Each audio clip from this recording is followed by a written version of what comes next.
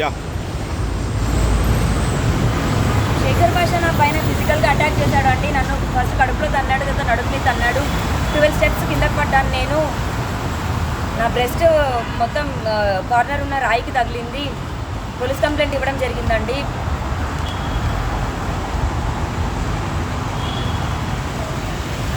ఇంతవరకు మాటల్లో ఉన్న శేఖర్ భాష ఇప్పుడు నన్ను చంపేస్తానని ఈ అమ్మాయిని మాట్లాడుతున్నాడు.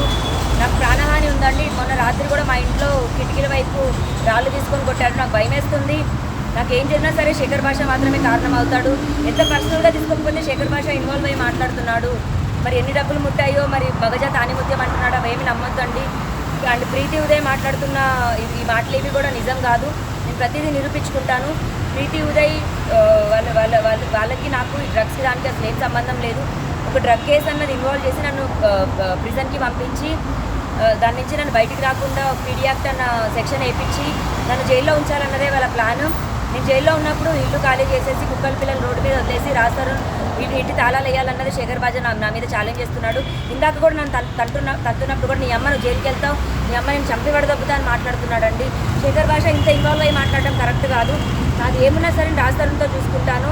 శేఖర్ భాషను దయచేసి ఎంకరేజ్ చేయొద్దండి. అతను అంత క్రిమినల్ మైండెడ్గా మాట్లాడుతున్నాడు. ఫిజికల్గా నా పైన అటాక్ చేసి కాల్తో అన్నాడండి. కంప్లైంట్ ఇవ్వడం అనేది జరిగింది. రేపు పొద్దున ఎఫ్ఐఆర్ నమోదు చేస్తున్నారు. శేఖర్ భాష పైన చర్యలు తీసుకోవాలని కోరుకుంటున్నాను.